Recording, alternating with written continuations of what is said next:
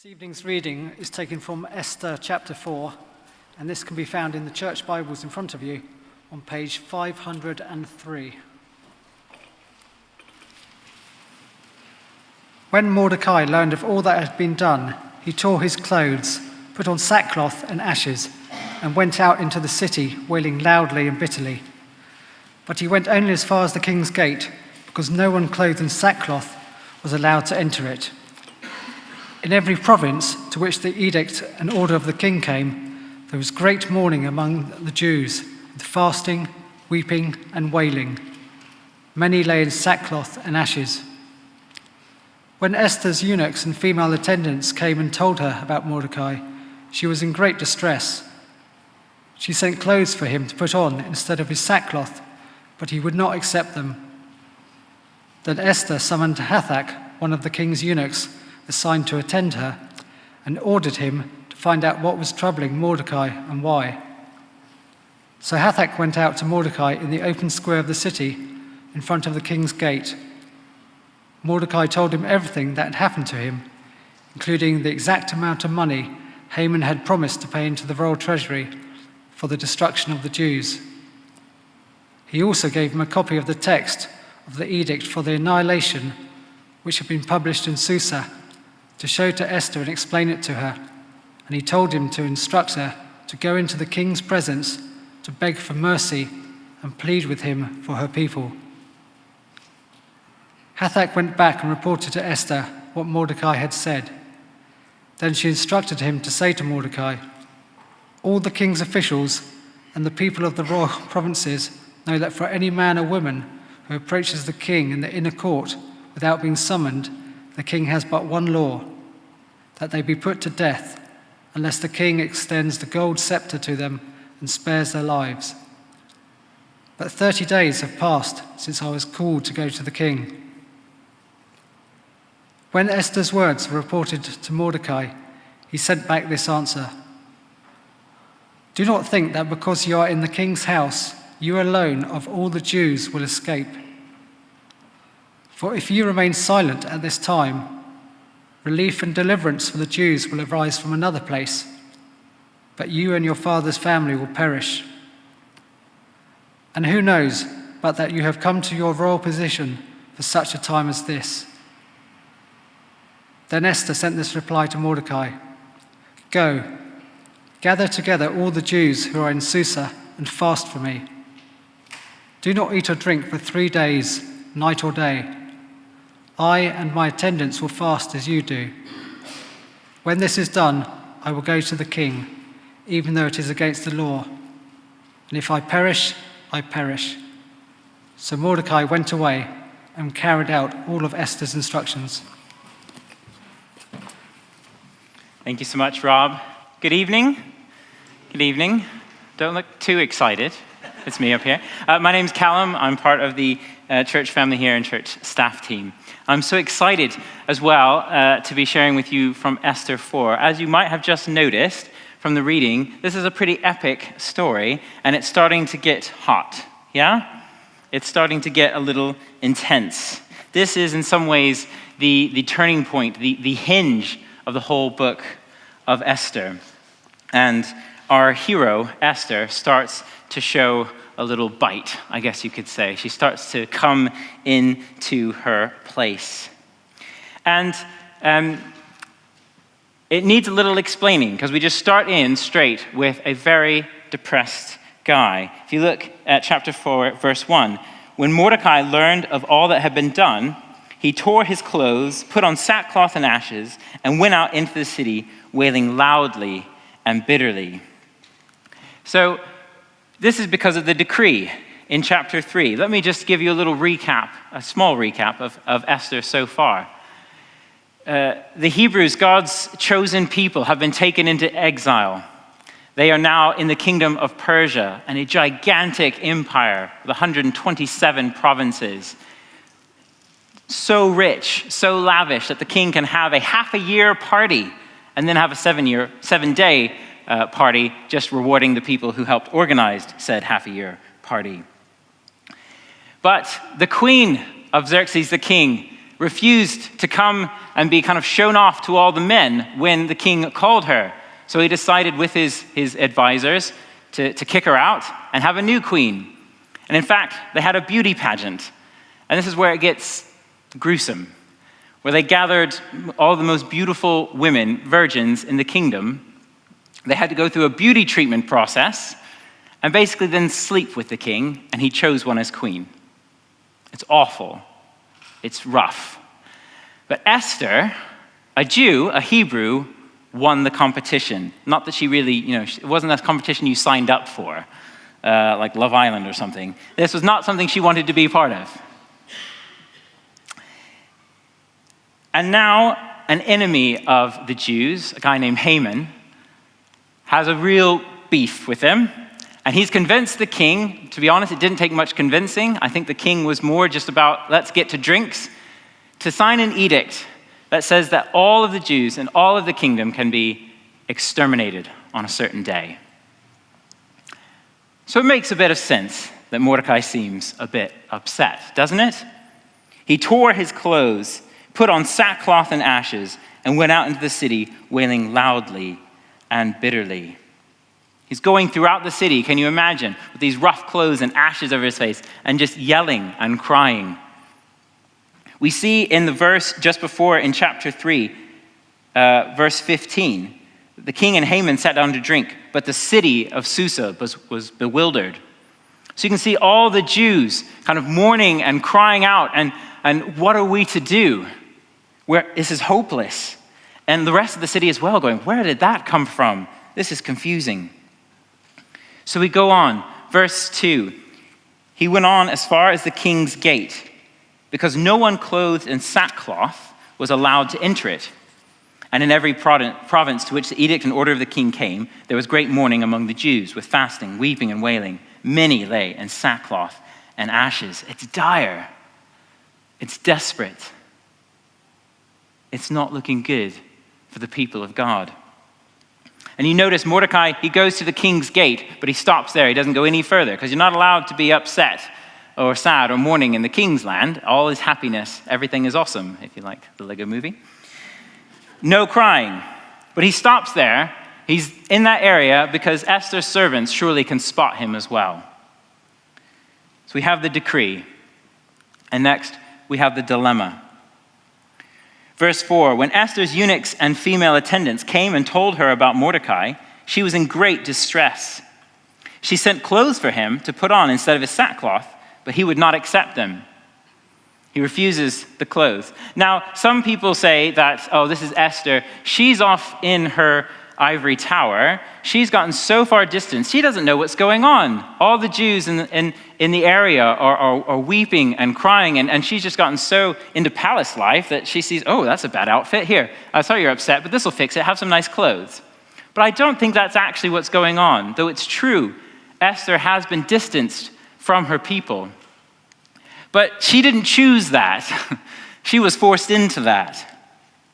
But it does make sense if Mordecai, who is her cousin, by the way, and her ward, can't come in through the king's gate if he's wearing sackcloth and ashes. Well, if she's going to find out what's going on, maybe give him some clothes so he can come in and they can have a chat. I think it's actually much more practical. But he refuses them. He's almost making a statement. No, I am staying in my mourning clothes. So then we have this back and forth conversation with a servant in between. Verse 5, Esther summoned Hathach, one of the king's eunuchs assigned to attend her, and ordered him to find out what was troubling Mordecai and why. So Hathach goes, like a good servant. He went out to Mordecai, verse 6, in the open square of the city in front of the king's gate. Mordecai told him everything that had happened to him, including the exact amount of money Haman had promised to pay into the royal treasury for the destruction of the Jews. He also gave him a copy of the text of the edict for their annihilation, which had been published in Susa, to show to Esther and explain to her, and he told him to instruct her to go into the king's presence, to beg for mercy and plead with him for her people. Did you hear that? I tried to emphasize a bit. To show her, in verse 8, he showed the copy of the text of the edict, which had been published in Susa, to show to Esther and explain it to her, and he told him to instruct her to go into the king's presence to beg for mercy and plead with him for her people. Mordecai, throughout Esther so far, has been instructing Esther from afar. And this is a pretty desperate situation. So he's coming to Esther. She's the queen.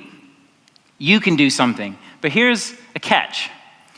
He told Esther specifically earlier on, don't tell them you're a Jew. She's been living a double life, you could say. Her Hebrew name is Hadassah. But she's now Queen Esther. And no one knows in the court that she actually, the queen, kind of one of the top three people in the palace, the king, the queen, the kind of prime minister person, Haman, is actually one of these Hebrews who are supposed to be exterminated soon. She has two identities. And he's telling her, did you see right there at the end of verse 8, he ends with this, go into the king's presence to beg for mercy and plead with him for her people. Your people, Esther. I know I told you earlier, don't say you're a Jew. Well, now I'm saying, go and tell them you're a Jew. Go and plead for your people. She has a double identity, you could say. And I think as Christians, at least for myself, we can identify with that in a way. We are saved by God. We are part of his family. But so often, at least in my instance, when I'm sitting at the bus stop and chatting to somebody, or I'm walking my dog and chatting, people love to chat to you if you have a dog. Or in lots of other situations, I'm driving to a football match with one of my teammates. I want to share about my relationship with God, my belief in Jesus, but often I panic. I get afraid. I don't. And so I almost have this double identity where I'm a child of God, but some people don't really know that about me. Over here, I'm kind of a child of God. Over here, I'm just Callum. He's just, an okay bloke. Strange accent. She has a double identity here. There's a dilemma, but the dilemma gets even worse. So verse 9, Hathach went back and reported to Esther what Mordecai had said.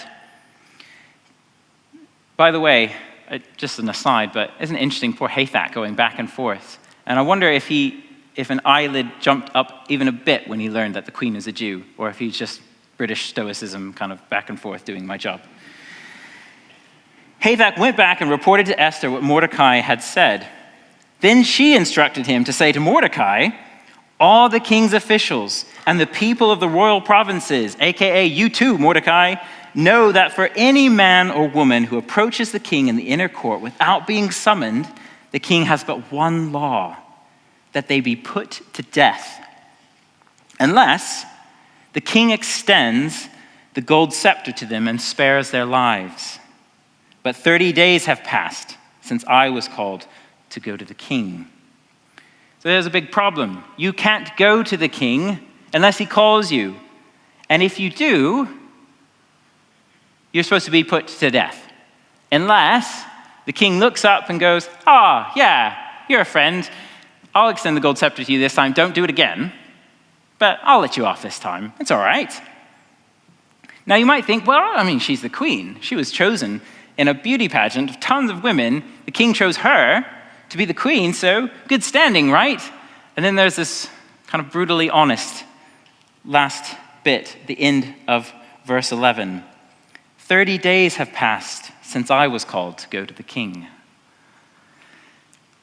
This is hard, but it's kind of true. Esther, by no choice of her own, is a sex symbol of the kingdom of Persia. She is a pretty face. And the king has not likely to call her other than when he wants to sleep with her. It's not likely as well that he's gone a month without sleeping with someone, just going off what he's like. So in other words, she's saying, my one advantage is kind of gone. I'm out of favor. So not only do I have to run the risk of of going in front of him in the first place, and that means death, And will he offer the scepter or not? But even if he did offer the scepter, I'm not likely to get anywhere with him. He doesn't like me anymore, it seems. Or he's forgotten about me. Basically, it's looking like death for me if I go before him. She has a big dilemma here. But we know, because we've already read the passage, that she decides to go. She decides to do it. What is it then that sways her? What is it that helps her to decide to kind of step into the light? To identify with God's people, to go before the king, to risk it all, to say, if I perish, I perish. Well, it's here in verses 12 and 14. There's kind of two things here. A reminder and a challenge from Mordecai. When Esther's words were reported to Mordecai, and notice here Hathach disappears. He's still going back and forth, but now it's zeroing in on the words. He sent back this answer to Esther. Do not think that because you are in the king's house, you alone of all the Jews will escape. For if you remain silent at this time, relief and deliverance for the Jews will arise from another place, but you and your father's family will perish. And who knows, but that you have come to your royal position for such a time as this. A reminder and a challenge. What is Mordecai saying here? What is he talking about? Well, first of all, he says, relief and deliverance, even if you're silent, even if you don't go to the king, deliverance will come to the Jews from somewhere. Now, does he kind of have in his back pocket a kind of, assassinate the king button or something? Or what is he talking? How could he believe this? Well, he's reminding Esther, he's trusting, and he's reminding her about the promises of God. See, this is actually a huge dilemma. This is what God says to Abram, kind of the founding father of the Hebrews. In Genesis chapter 12, I will make you into a great nation, and I will bless you. Now you can see why even exile, they're kind of going, what is going on here? But extermination as well? I'll make your name great, and you will be a blessing. I'll bless those who bless you, and whoever curses you, I'll curse. And all peoples on earth will be blessed through you. See, God has always had a plan to reach all the nations of this world, to share with them the love of God, that they could know him and be restored relationship with him. And he does that through people. And he started it with a guy named Abram. He changed his name to Abraham. And it's been building as a people through his family ever since. But here we are, the descendants of that family, the Jewish people, are about to be exterminated. And I don't think it's likely that there were many or any Jews really outside of this kingdom. It covered a lot of land. So they're facing, how in the world does God keep his promise? Mordecai is saying, I know, because he said, through us, we will be a blessing. He'll make our name great. And all peoples on earth will be blessed through us. So I think Mordecai is saying, look, God is not going to go back on his promise. I don't know how, but somehow he's going to stay true to his word. And I'm trusting that. And it also sounds a bit like a threat, doesn't it? But you and your father's family will perish. Well, the interesting thing is that Esther's parents are actually perished already, and Mordecai himself is kind of adopted her. But I think, again, he's reminding her of Genesis 12. I will bless those who bless you, and whoever curses you, I will curse. He's reminding her of the promises of God. There's also a challenge. This is probably the most famous verse in all of Esther. Many of you are probably already familiar with it. The end of chapter 14. Verse 14, not chapter. Who knows but that you've come to your royal position for such a time as this? It sounds pretty epic, doesn't it? But he's saying, look, maybe it wasn't an accident that Vashti the queen balked at the idea of going in front of all the men to be shown off. Maybe it wasn't an accident that she was kicked out. Maybe it wasn't an accident that this terrible beauty pageant happened and that she won. So that Esther has become queen of Persia for such a time as this. Maybe somebody's working in the background in all of this. God is never mentioned in all of the book of Esther, but you can just see these undercurrents of how you don't have to mention him. He's at work, whether you mention him or not. A helpful verse that talks about this, the idea is God's providence of his working in history, his working in our lives as well, is also from Genesis chapter 50, verse 20. Joseph was sold into slavery by his brothers. He then gets wrongly accused and thrown into prison. But then eventually he starts climbing the ladder and he becomes number 2 of Egypt, interprets some dreams successfully, and helps Egypt and a lot of the surrounding land, including the people of God, from starvation. And when his brothers finally realize just who this very powerful man they're standing in front of is, that it's their brother they sold long ago into slavery because they disliked him quite a bit, this is what Joseph says: "You intended to harm me, but God intended it for good, to accomplish what is now being done, the saving of many lives." You intended to harm me, but God intended it for good, to accomplish what is now being done, the saving of many lives. A lot of evil that we see in the world is when people try and take on being God for themselves. But part of what Joseph is saying here is you can't out-God God. He will work out what his plans and his will, even through sometimes evil people, evil actions. The epitome of that is the cross, where an innocent man was tried unjustly and tortured brutally and killed for us. You might have many questions rumbling in your mind about that, about the idea of God's providence and working through evil. I'd really recommend 2 resources really quick, and then I need to move on. One is Tim Keller's book on suffering. If you'd like to investigate that further, he talks a lot about it. And the other would be, if you want to look on YouTube for Vince Vitale, Vitale, any of his talks on suffering. He often engages with this topic. But Mordecai is reminding Esther of God's promises and God's providence. Perhaps she has been placed here just for this moment. And so we have the decision. Verse 15, Esther sent this reply to Mordecai: "Go, gather together all the Jews who are in Susa and fast for me. Don't eat or drink for 3 days, night or day. I and my attendants will fast as you do. When this is done, I will go to the king, even though it is against the law. And if I perish, I perish." So Mordecai went away and carried out all of Esther's instructions. Esther makes her decision, but it's a very God-dependent decision, isn't it? She turns to fasting. And one can only assume prayer. And all the Jews will join her in that. No longer a fasting of mourning, but a fasting of petition for Esther as she goes before the king. So what happens? What happens when she goes to the king? Well, that's for next week. Tune in next time. Bait.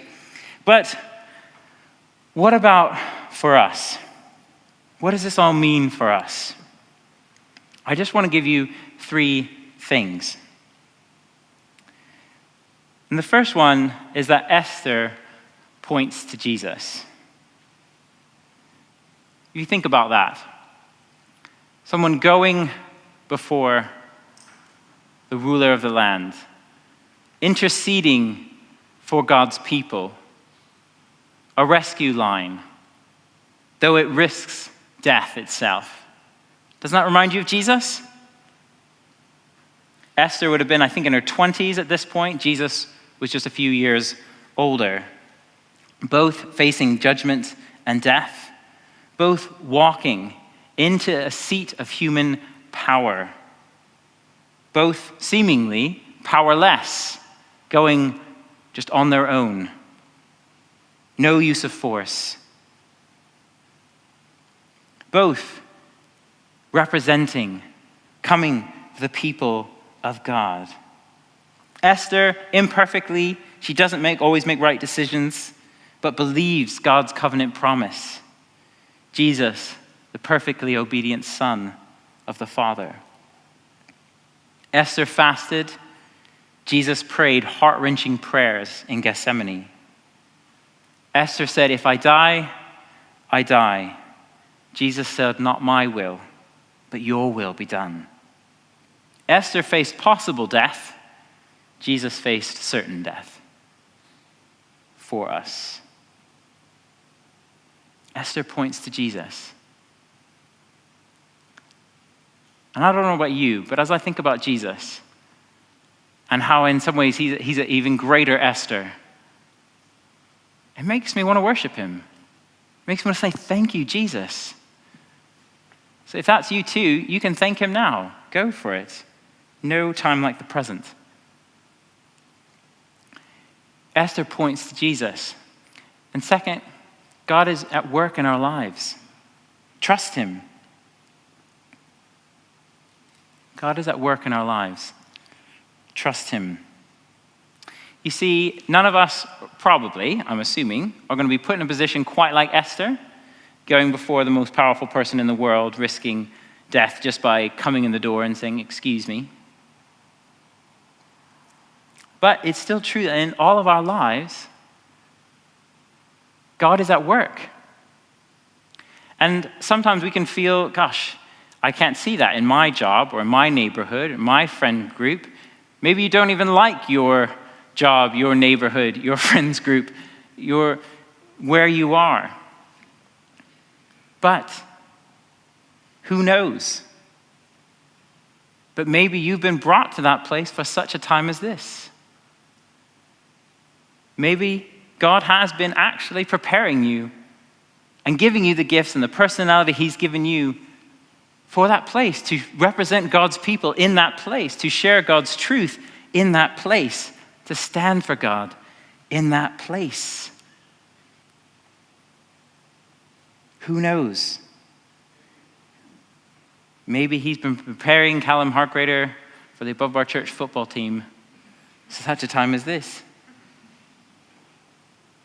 You laugh, but that's kind of exciting at the same time, isn't it?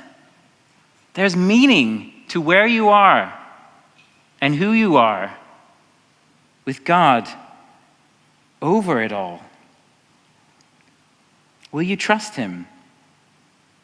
Like Esther. Also, isn't it wonderful that Esther first throws the objections? She's not just cast as some sort of superhero. She puts out the objections first. So don't think like, I'm just not like Esther. Esther is just brilliant. No, Esther was kind of like, Mordecai, you know full well, if I do this, what's going to happen?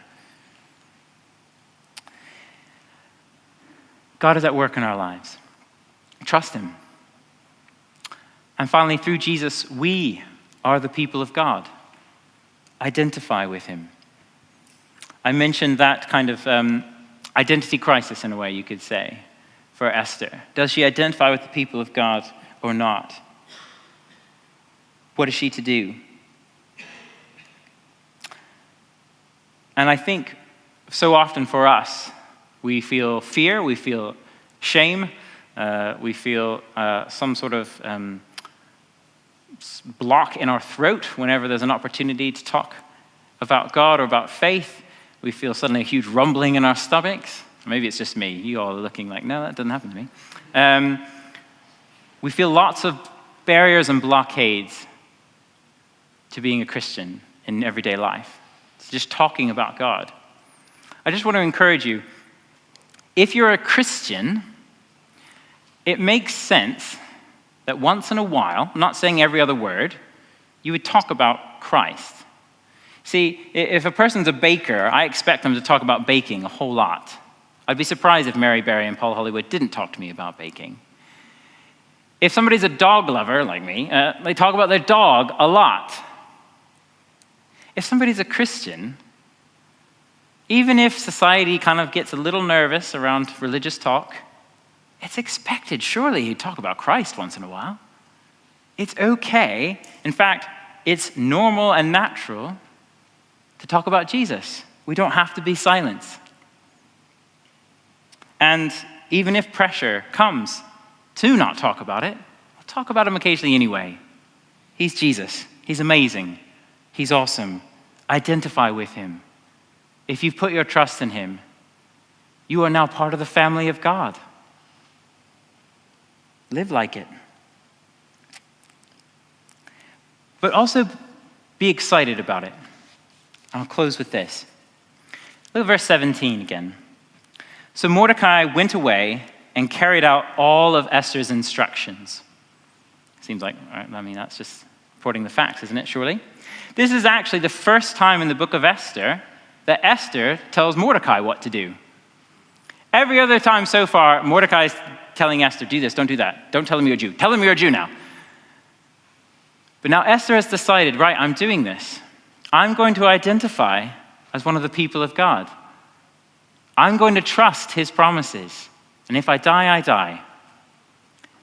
And she starts to take action. Esther, through no fault of her own, has had a lot of things just happening to her. A lot of really awful things, to be honest.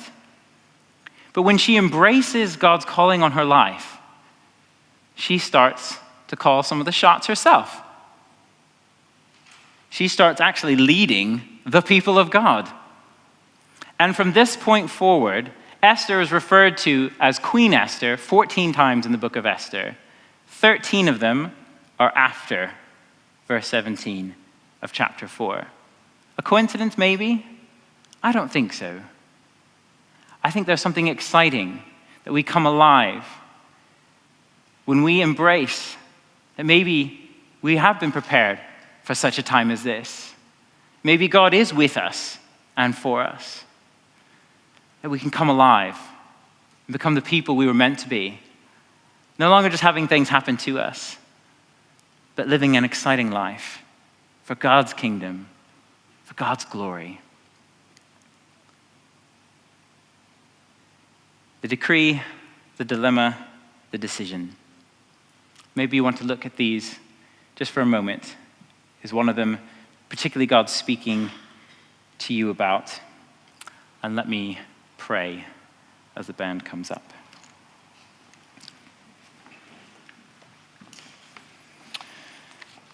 Father, I thank you so much that you made us to know you. And despite the decree that the wages of sin is death, and the dilemma of you wanting relationship with us, but we cannot work ourselves back to you. Jesus faced the ultimate decision, and he said, I will go.